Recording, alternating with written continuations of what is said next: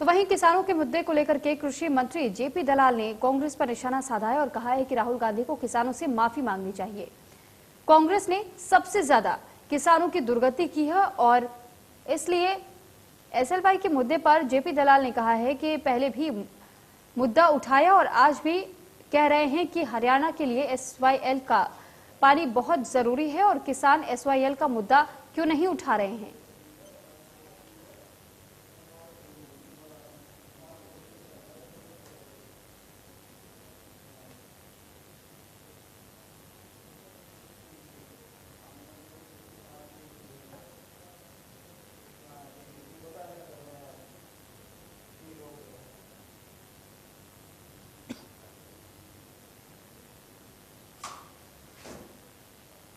और इसी पर रवि जांगड़ा हमारे संवाददाता ने खास बातचीत की है कृषि मंत्री जेपी दलाल से, तो क्या कुछ कहना उनका, सुनिए।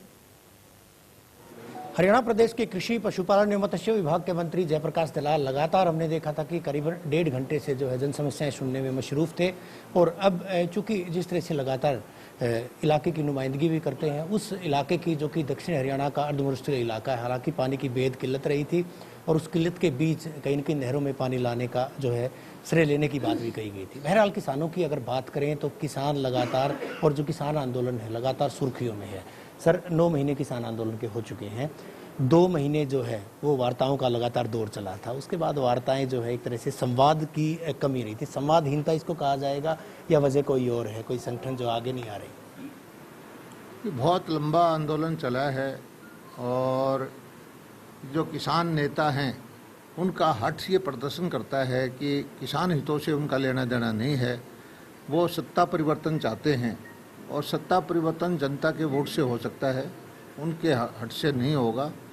मेरी तो इन सब किसान जत्थेदारों से जो पंजाब से आए हैं, उत्तर प्रदेश से आए हैं, इनसे हाथ जोड़ के प्रार्थना है कि इस हरियाणा की धरती को, पावन धरती को युद्ध भूमि ना बनाए। आप जहाँ समस्या है जिन प्रदेशों में, चाहे वो पंजाब है, चाहे वो राजस्थान है, वहाँ जाकर किसान हित की बात उठाएं। हरियाणा सरकार की नीतियाँ जो हैं देश में सर्वश्रेष्ठ किसान हितैषी हैं। सबसे ज़्यादा 10 फसलें हम खरीदते हैं, पैसा हम सीधा देते हैं, मंडियाँ हमारी सबसे ज़्यादा अच्छी चलती हैं, सीधा बेनिफिट फार्मर को देते हैं, फसल बीमा का भी सबसे अच्छा मुआवजा यहाँ मिलता है, खराबे का सबसे ज़्यादा यहाँ मिलता है, पॉन्ड अथॉरिटी हमने बनाई है और माइक्रो इरिगेशन के लिए 85% सब्सिडी हम देते हैं। और भी जो तरह तरह की किसान हितैषी योजनाएं बना करके, खासकर दक्षिण हरियाणा में हम योजना लेके आए हैं कि पंचायती भूमि पर बड़े बड़े तालाब बनाएं और माइक्रो बिकाडा हमारा नया विभाग बनाया है, उसमें पानी भर भर के वाटर रिचार्जिंग भी हो, सोलर लाइट लगाएं, ड्रिप इरिगेशन लगाएं, हर तालाब के पीछे 200-400 एकड़ में ज़मीन का जो सिंचाई करें और तरह तरह की और भी किसानों के बीच में रह के हम योजनाएं बना रहे हैं। हम तो हाथ जोड़ के जत्थेदारों से प्रार्थना है कि हरियाणा के किसानों पर रहम करें।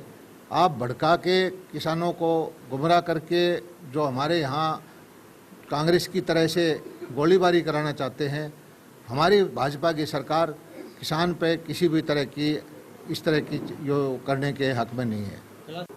किसानों की आड़ में जो है दूसरे राजनीतिक दल हित साधन के प्रयास कर रहे हैं, चाहे कांग्रेस पर निशाना साधने की बात करें या फिर जो कॉमरेड हैं, कम्युनिस्ट पार्टी के लोग हैं, उनकी बात करें। क्या वास्तव में वो लोग किसान हैं या किसानों से इतर जो है हरियाणा में इस तरह से आंदोलन की आड़ में कहीं न कहीं सरकार को घेरने की कवायद है?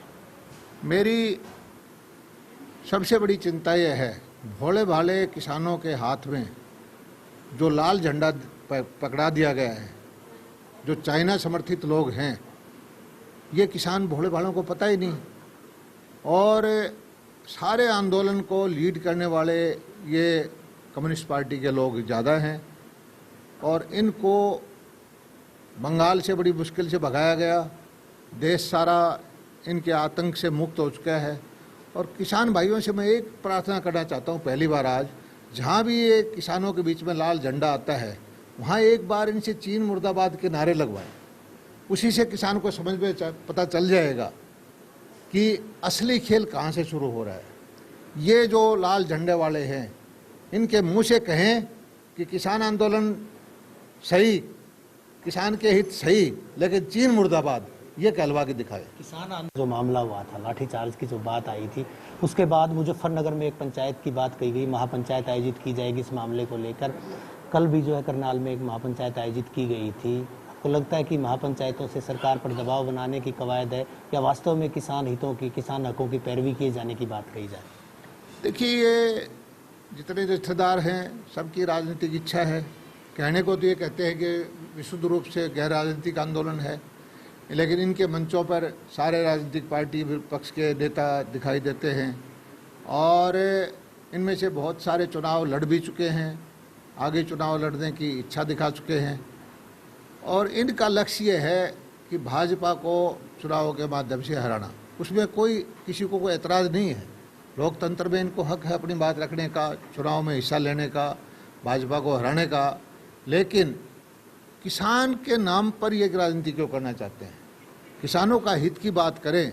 अब ये 5 तारीख के पंचायत तो बहुत दिनों से रखी हुई है, क्योंकि उत्तर प्रदेश में चुनाव जल्दी है, 4-5 महीने में।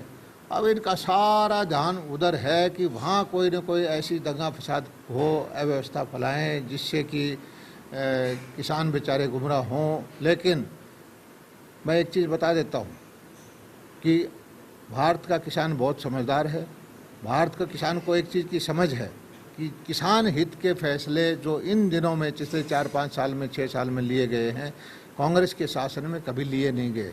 कांग्रेस ही तो जिम्मेदार है। आज किसान की हालत कमज़ोर है, शासन में कांग्रेस ही तो रही है। आज राहुल गांधी जी ट्वीट करते हैं छोटी छोटी बात पर। राहुल गांधी जी को ये भी ट्वीट करना चाहिए कि मैं जिम्मेदारी लेता हूं कि मेरे परिवार जिसने जो कांग्रेस को लीड किया है उसकी नीतियों की वजह से आज किसान पिछड़ा हुआ है। पहले वो उस किसानों से माफ़ी मांगे, फिर किसान की आगे की बात करे। सीधे तौर पर कहा है कि आंदोलन को लेकर संयुक्त किसान मोर्चा जो है रणनीति अख्तियार करे, सीधे तौर पर बताए। इतने जो है किसानों की जान जा चुकी है, अब और सहन करने वाले नहीं है इस पूरे मामले को लेकर। यानी एक तरह से आपको क्या लगता है कि उकसाने की बात, उकसावे की बात है या फिर वास्तव में किसान हितों की बात कही जा रही है? हर जत्थेदार ये जो हैं अलग अलग नीतियों के लोग हैं, सबका अपना राजनीतिक हेतु है और चढ़ूनी साहब को जल्दी लगी हुई है कि चुनाव की पार्टी बना के वो जल्दी से किसानों के नाम पर चुनाव लड़ें और वो समझते हैं कि उनका नेतृत्व ये 40 के 40 जत्थेदार जो हैं स्वीकार करें। लेकिन जो कामरेड भाई है, कम्युनिस्ट पार्टी के लोग हैं, चढ़ूनी साहब का नेतृत्व को भी स्वीकार नहीं करेंगे, ना वो हमारे टकैत साहब का नेतृत्व स्वीकार करेंगे। ये तो पॉलिटिकल पार्टी के लोग हैं, ये तो पूरा इनका अपना संगठन है। किसानों का नाम आगे करके, किसानों के हाथ में लाल झंडा पकड़ा के, इनकी तो दीर्घकालीन नीति है। लंबे समय के लिए ये गुमराह करना चाहते हैं। किसान हित से इनका कोई लेना देना नहीं। आप ये बताइए, ये लाल झंडे वाले कम्युनिस्ट लोगों ने किसी भी प्रदेश में, देश के अंदर किसी कोने में कौन सा कदम इनकी सरकारें रही है किसान हित का उठाया है? से बात करने के लिए इंडिया न्यूज़ से बात करते हुए दलाल साहब का साफ तौर पर कहना है कि हरियाणा के किसानों की क्योंकि जीवन रेखा है SYL और उस पर जो है काम करने के लिए तमाम राजनीतिक दलों को न केवल संगठित होना होगा बल्कि दबाव भी बनाना होगा पंजाब सरकार पर। साथ ही साथ किसान आंदोलन को लेकर उनका साफ तौर पर कहना है कि लाठीचार्ज तो क्या, किसानों को जो है ऊंचे शब्द में बोलना भी कहीं न कहीं कतई सही नहीं है। साथ ही साथ उन जत्थेबंदियों से भी अपील की गई है, दूसरे तमाम लोगों से अपील की गई है कि प्रदेश के भाईचारे को बिगाड़ने का काम ना करें, एक मंच पर आएं और बातचीत के जरिए तमाम चीज़ें जो है, तमाम रास्ते खुले हैं, बातचीत के रास्ते खुले हैं, संवाद से जो है तमाम चीज़ें वो हल हो सकती हैं। वीडियो जर्नलिस्ट नरेंद्र गुजर के साथ रवि जांगड़ा, इंडिया न्यूज़, हरियाणा।